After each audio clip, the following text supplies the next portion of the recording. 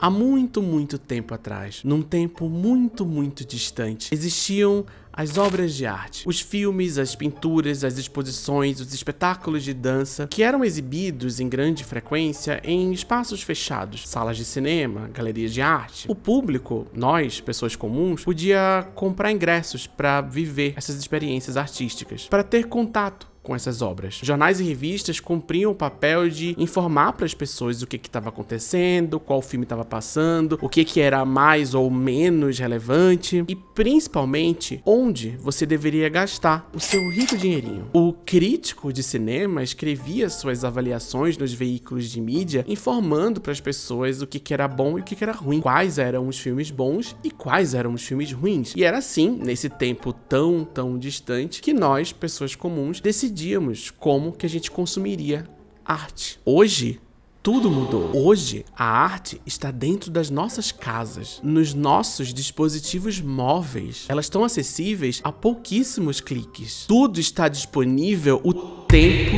todo nesse inferno. E os críticos de arte, os críticos de cinema... Quem é que precisa deles, na verdade? Todo mundo pode assistir tudo, todo mundo tem opinião sobre tudo, e todas as opiniões sobre tudo estão disponíveis no famoso, no inesquecível, no inigualável, livre mercado das ideias.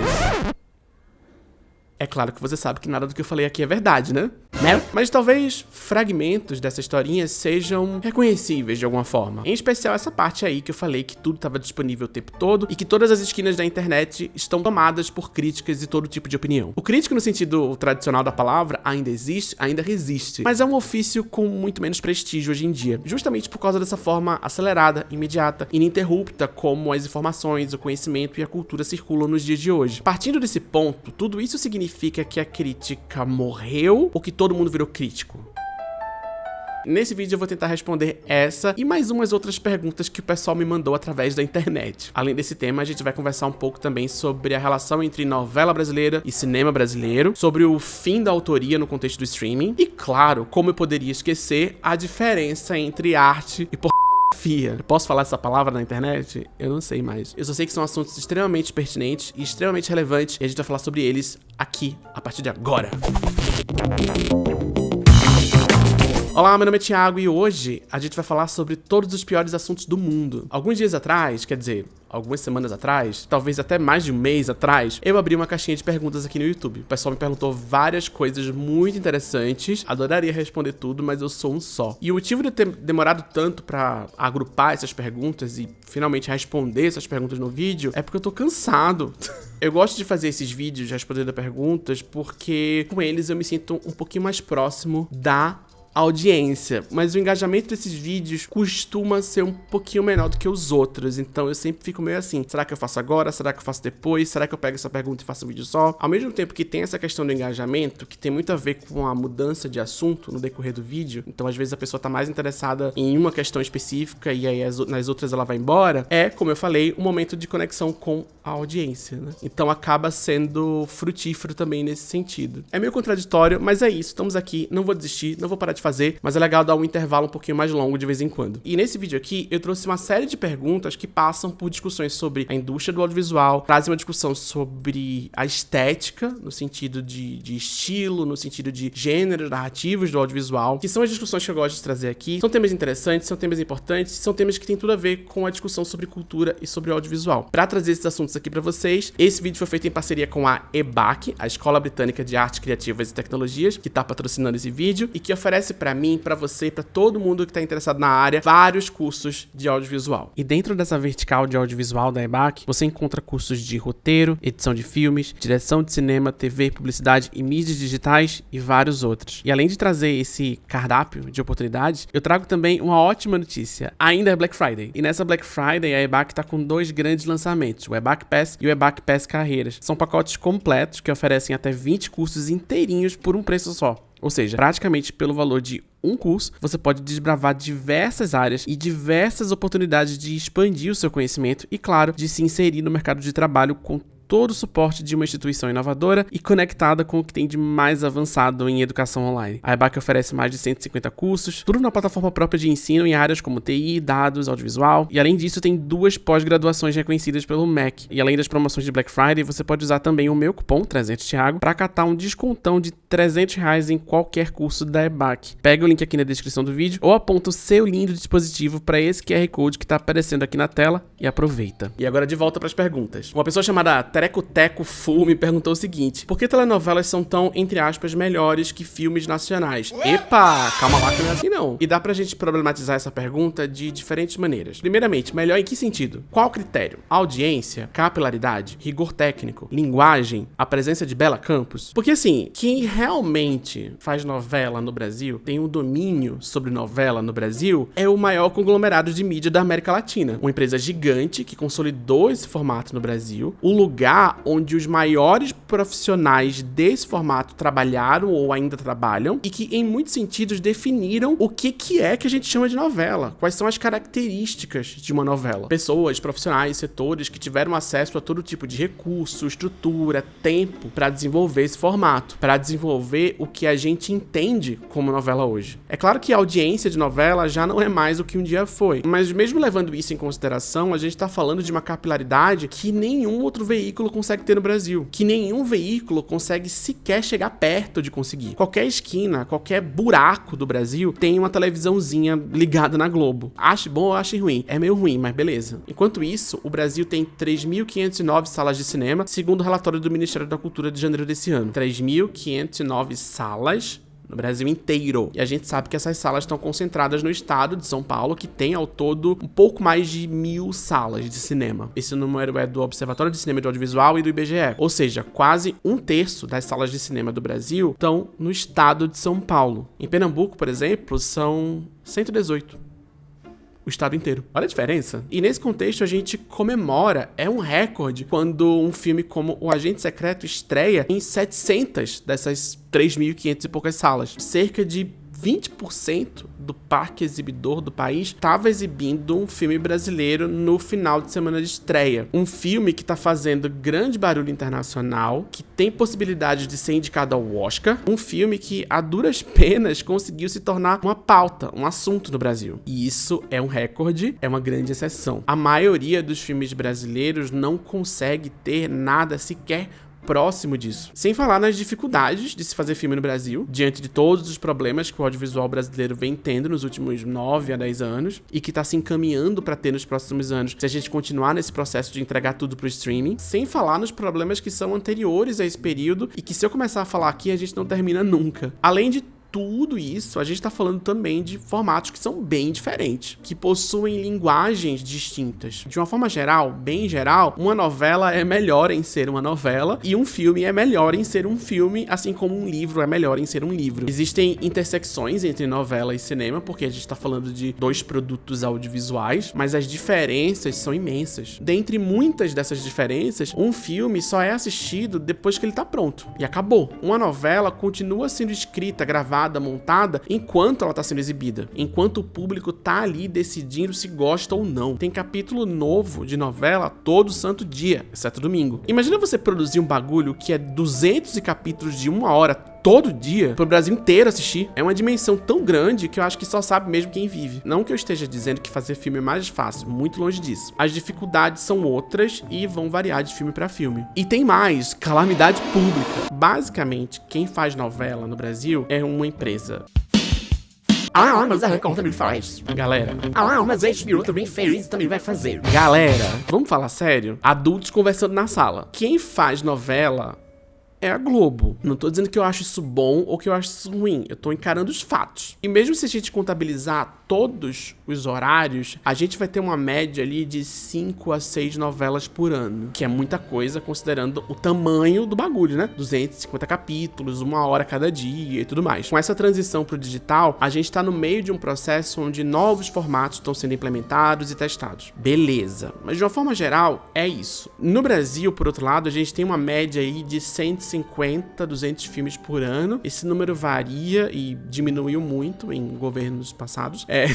E esses 150, 200 filmes penam muito pra serem exibidos no Brasil. Penam muito pra estar nas salas de cinema. Penam muito pra aparecer nas plataformas de streaming, pra ter alguma proeminência nos catálogos das plataformas. Então, resumindo, eu diria o seguinte: telenovela é o grande produto audiovisual com apelo popular no Brasil. Ainda é. Isso é um fato. Mas isso não é algo natural ou inerente ao formato. E isso não necessariamente significa ser melhor. Melhor é bem subjetivo. Próxima pergunta.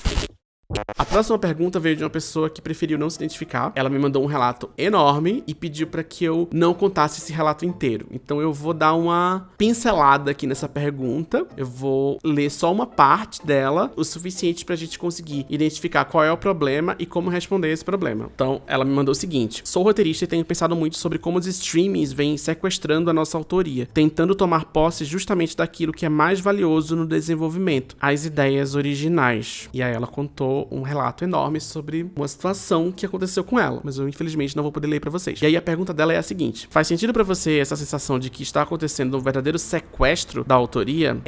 Então tá, né? A gente vai ter que falar de streaming agora. Não, porque o stream... Essa questão de autoria no contexto de streaming, ela é uma das mais importantes e uma das principais queixas do setor audiovisual brasileiro. Então vamos tentar entender. Basicamente isso tem a ver com tudo que a gente vem discutindo desde que eu comecei a falar sobre streaming por aqui. Sem uma política pública forte, sem uma garantia de fomento ao setor independente e com a entrada agressiva de oligopólios estrangeiros exercendo seu domínio sobre um setor econômico estratégico, toda a força criativa do audiovisual brasileiro precisa virar força de trabalho para essas empresas estrangeiras. O que está sendo discutido aqui, o que está sendo colocado em pauta aqui, é a maneira como essas empresas, essas plataformas de streaming demandam um certo tipo, uma certa maneira de se criar produtos audiovisuais. Um profissional de roteiro, por exemplo, precisa escrever roteiros de acordo com as especificações dessas empresas, deixando de lado a autoria, a linguagem, o estilo. Da mesma maneira, os diretores também passam por isso, da mesma maneira, os diretores de arte também passam por isso, da mesma maneira, os finalizadores, editores, coloristas também passam por isso. Eles precisam deixar a autoria de lado, precisam deixar uma certa sensibilidade artística de lado para produzir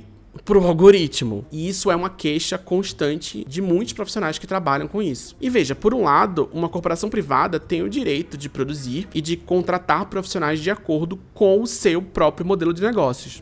Eu sou uma empresa de streaming e quero produzir aqui uma série original feita sob medida pro algoritmo da minha plataforma. Esse algoritmo aqui que foi alimentado pelos dados dos meus usuários e eu quero produzir pra isso. Quero usar essa informação que eu tenho pra produzir mais coisas pra essas pessoas assistirem. Não, eu não quero inovar, eu não quero inventar a roda, eu quero alimentar esse algoritmo, eu quero alimentar essa lógica de produção. Beleza. Eu tenho esse dado aqui que eu extraí dos meus usuários, eu tenho esses presets aqui que foram definidos a partir desses dados, eu tenho um modo de produção específico que foi desenvolvido a partir desses dados, eu quero produzir desse jeito e eu só quero contratar roteiristas, diretores e profissionais de audiovisual que produzam desse jeito. Beleza, ok, faça isso. Contrate quem você quer contratar, nos termos das leis trabalhistas brasileiras, com valores e contratos justos e de acordo com a regulação do setor. A gente tem um tributo aqui que chama Condecine e a gente quer que você pague esse tributo para que uma pequena parte do lucro que você tem produzido no Brasil ajude a fomentar o audiovisual brasileiro independente, para que, além desses enlatados de algoritmos, para que, além desses produtos pré-setados, o Brasil consiga investir em outros produtos também, para que o Brasil consiga inovar e diversificar a sua produção audiovisual, para que essa produção audiovisual brasileira independente tenha condições materiais de disputar audiência e recursos com o enlatado de algoritmo, para que o profissional brasileiro de audiovisual não precise apenas fazer enlatado de algoritmo para pagar as contas, para que a gente tenha um ecossistema diverso de audiovisual brasileiro, onde uma pessoa, um profissional de audiovisual que estudou, que se formou, possa escolher como, onde, de que maneira ela quer trabalhar. E para que o público realmente tenha ao seu dispor uma variedade de produções brasileiras para assistir. E também para que o profissional que tope fazer essas produções de algoritmos, que tem o seu valor também, tô desmerecendo completamente, para que esse profissional também tenha condições de barganhar, de argumentar decisões criativas de igual para igual com um executivo de uma grande corporação estrangeira. Porque mesmo esse tipo de enlatado demanda uma sensibilidade artística. E quem detém essa sensibilidade artística é o artista. Agora, o que está acontecendo? O atual texto do PL do streaming colocou uma alíquota minúscula de Condecine, 4%, mas com um desconto de 60% para licenciamento. É 4% do faturamento bruto, mas tem um desconto. Faturamento bruto com desconto. Quem inventou isso? Só que é 60% de desconto não só para licenciamento. Uma parte disso pode ser usado para formação de profissionais. Ou seja, a gente tem um incentivo fiscal para a formação de profissionais de audiovisual para que eles se adequem à linguagem e à forma de se produzir dessas empresas específicas que não são brasileiras, para se adequar à lógica de produção e à lógica de linguagem dessas empresas. E qual que é o problema disso? Se uma empresa privada, gigante, estrangeira, um conglomerado de mídia, quer produzir um tipo de filme com um tipo de linguagem e ela quer investir em profissionais que se adequem a esse tipo de linguagem, isso é uma prerrogativa dela. Em especial se a gente está falando de empresas gigantescas que já lucram muito, que já tem muito dinheiro. Se essa empresa gigantesca quer investir em formação profissional para que ela tenha profissionais para contratar, isso tem que ser encarado como um custo de empreender, não como um gasto público. O Estado brasileiro não tem que formar profissionais de audiovisual sob medida para empresas específicas. A gente tem que formar bons profissionais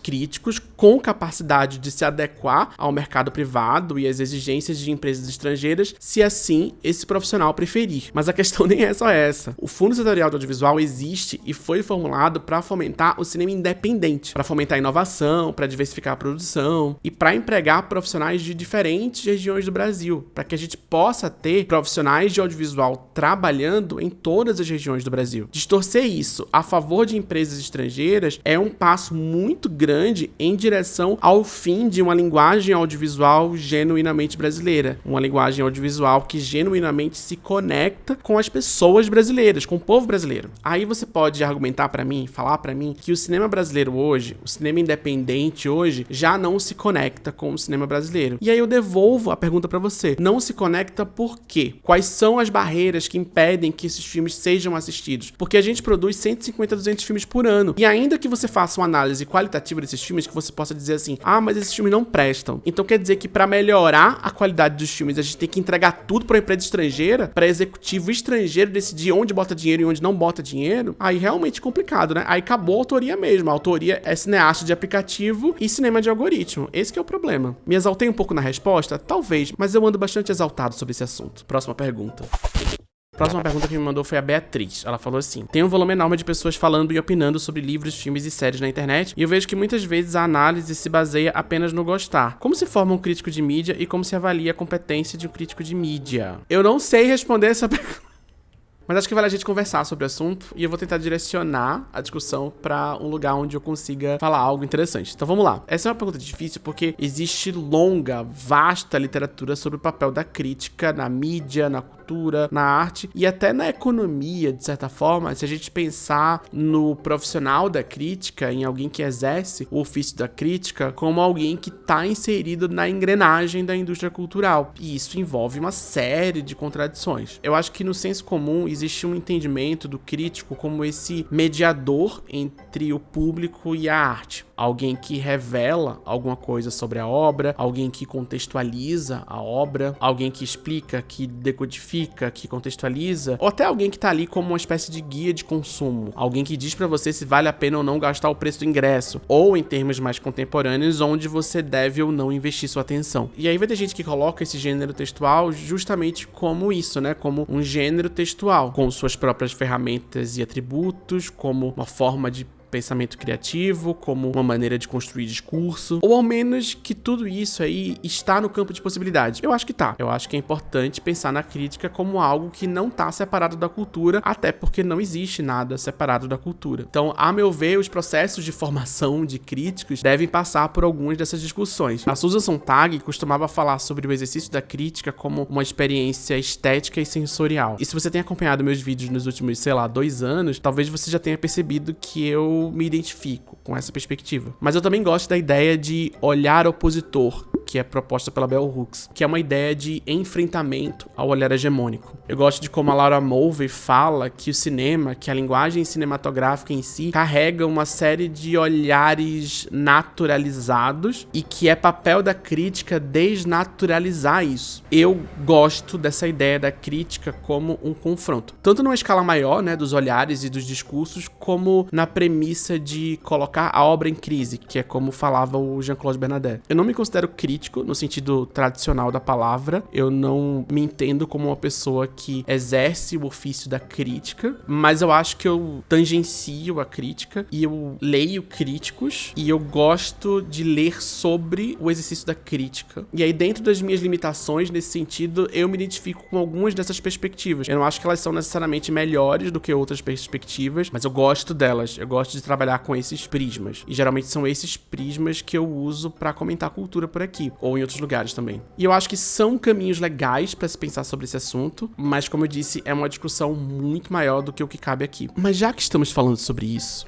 o que eu acho interessante de pensar hoje sobre crítica mediática são dois fenômenos. O primeiro é esse foco na experiência de consumo, do crítico como alguém que recomenda ou deixa de recomendar uma experiência de consumo. A ideia de que se eu, enquanto crítico, falo mal de um filme, eu tô dizendo pra você não assistir. Pare!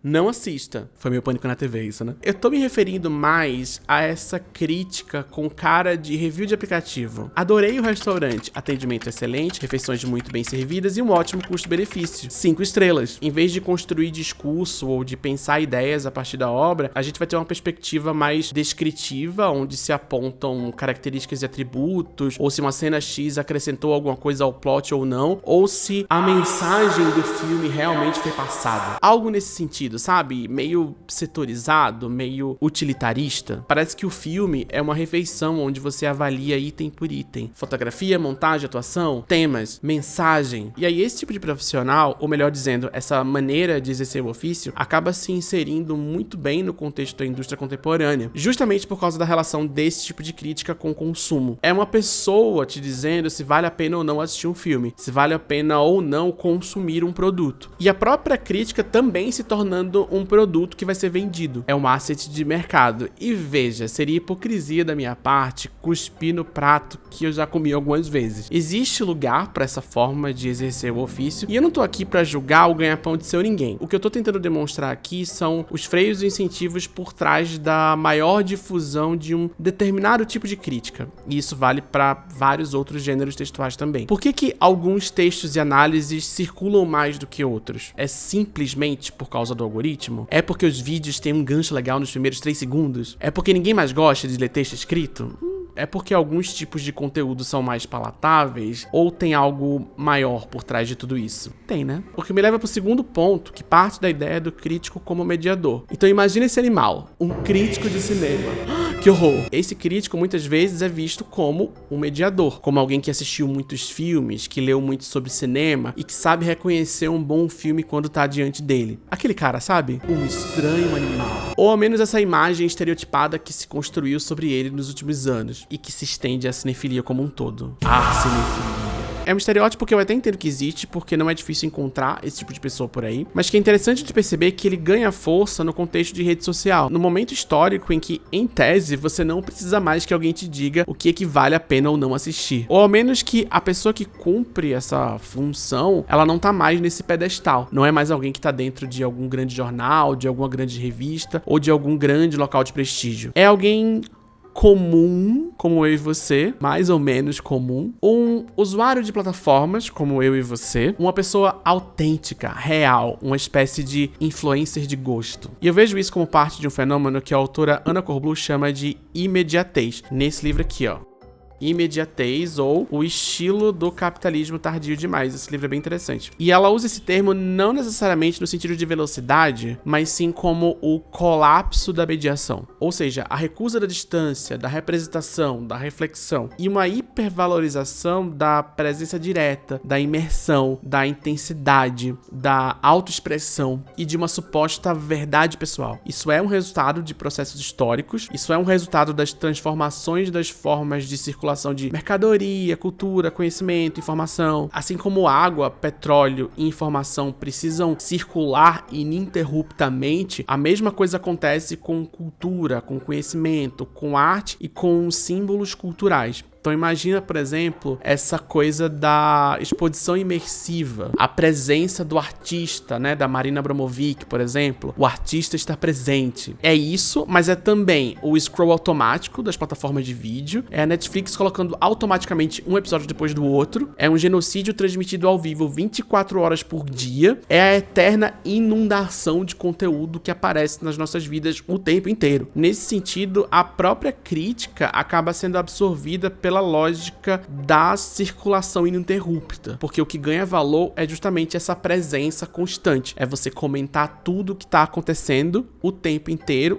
imediatamente. É a presença constante, é a opinião imediata, as reações e essa ideia de voz pessoal e autêntica. E tudo isso está acontecendo no contexto de desinstitucionalização da escrita, desinstitucionalização do ofício da crítica também. Os escritores, críticos, ensaístas, todo esse escopo de ofícios, de categorias profissionais estão sendo extremamente precarizados e todo mundo virou freelancer ou empresário de si mesmo. E os discursos que legitimam esses processos de precarização colocam o profissional da crítica, o que sobrou disso, como alguém que precisa, para sobreviver, construir uma marca pessoal. Sem falar na hipersaturação de mídias imagéticas. De uma hora para outra não basta você escrever uma crítica. Você tem que abrir a câmera e gravar um vídeo de acordo com uma série de presets que vão te colocar numa performance pro algoritmo ali constante. Você tem que desenvolver toda uma nova série de habilidades para se inserir no mercado de trabalho, que são essas plataformas, são esses ambientes online que extraem nossos dados e que precisam que a gente alimente esse espaço com conteúdo ininterrupto. E sinceramente,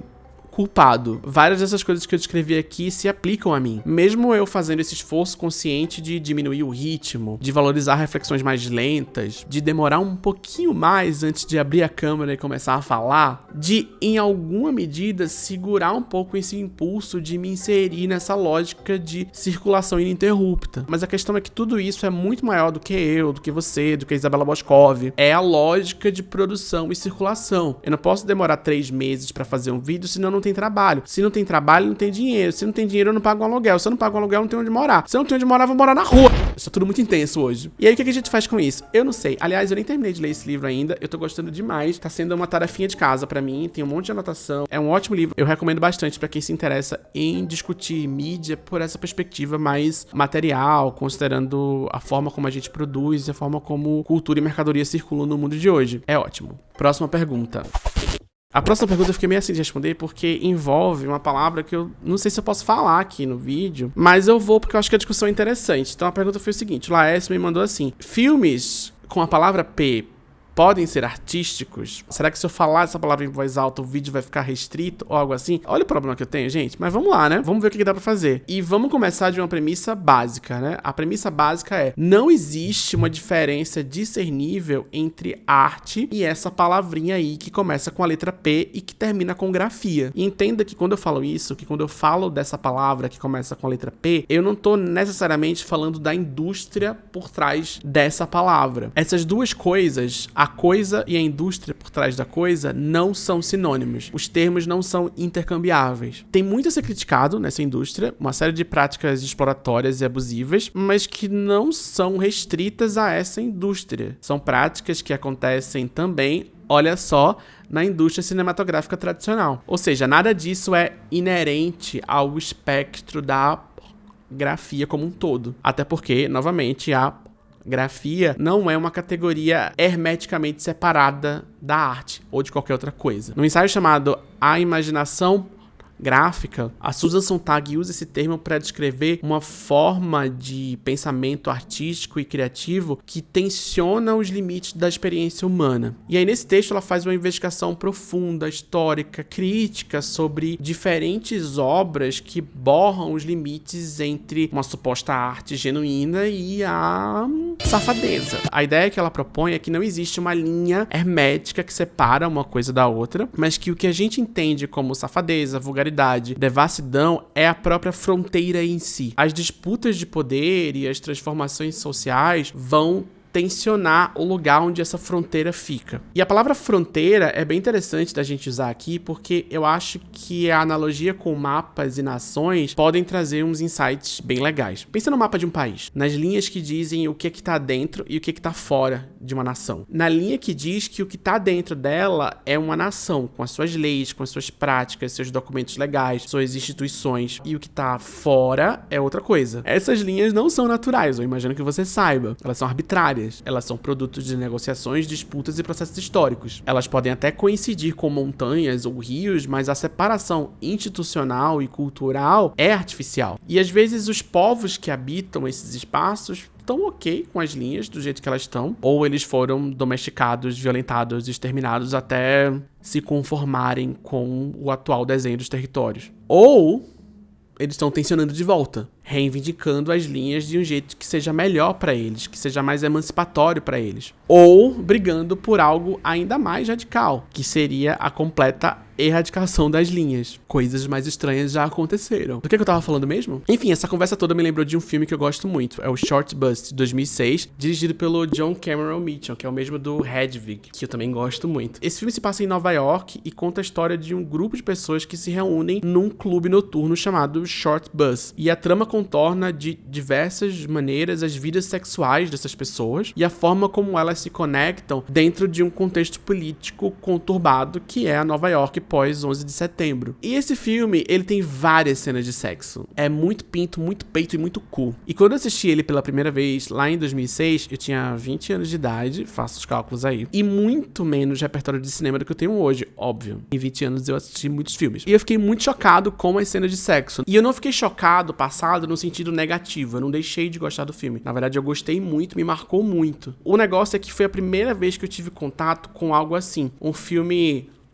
gráfico, mas que não só tinha cenas de sexo, como os atores estavam de fato performando atos sexuais diante de uma câmera, num filme que em tese não era gráfico. Eu novinha assistindo aquilo ali pela primeira vez, eu fiquei muito passada. Gag. Na minha cabeça, era tipo um bonito. Como se essas duas coisas fossem, sei lá, irreconciliáveis de alguma forma. E que aquilo ali era uma grande exceção. Era essa a caixinha simbólica onde Short Bus estava armazenado na minha memória. 20 anos depois, quando eu assisti de novo, eu fiquei menos passado, foi menos passante. Eu continuei gostando, na verdade eu acho que eu gostei até mais, mas a coisa do sexo não me impressionou tanto, porque claro, eu já tinha visto o filme, mas também porque eu já vi muitos outros filmes que também têm muitas outras cenas de sexo. Isso não foi uma grande questão pra mim. E também pelo fato de que hoje eu tenho uma relação muito diferente com esse tipo de cena. Não é algo que me choca tanto hoje. Eu tenho certeza que muita gente hoje assistiria ou vai assistir Short Bus e vai ficar chocado, passado, horrorizado até. E beleza, não é disso que eu tô falando. Eu trouxe essa história aqui, na verdade, menos pra falar sobre o filme e mais pra demonstrar como que o lugar conceitual onde esse filme tava armazenado na minha memória 20 anos atrás é completamente diferente do lugar onde ele tá hoje. Tanto em relação ao filme como um todo, quanto em relação à presença do sexo no filme. E isso acontece, essa transformação, essa mudança da minha perspectiva sobre o filme, essa mudança desse lugar conceitual onde o filme existe na minha cabeça, essa mudança, ela acontece justamente a partir dessa construção de repertório e de vivências. É como diz a pensadora Agatha Nunes. E é isso, velho. É vivências, velho. É sobre isso, velho.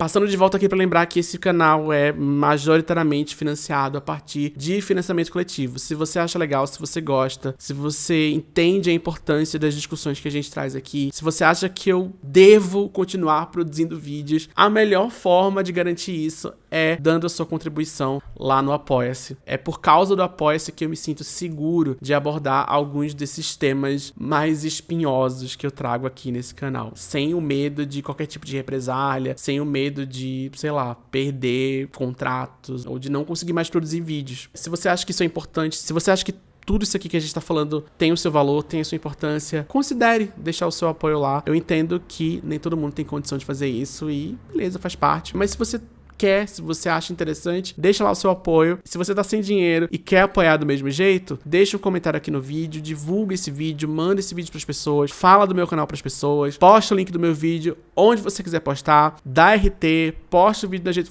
divulga o vídeo, manda o vídeo no WhatsApp da sua família, arruma briga com as pessoas, independente do meu vídeo ou não, se você quiser arrumar briga com alguém, eu vou ficar muito feliz. E é isso.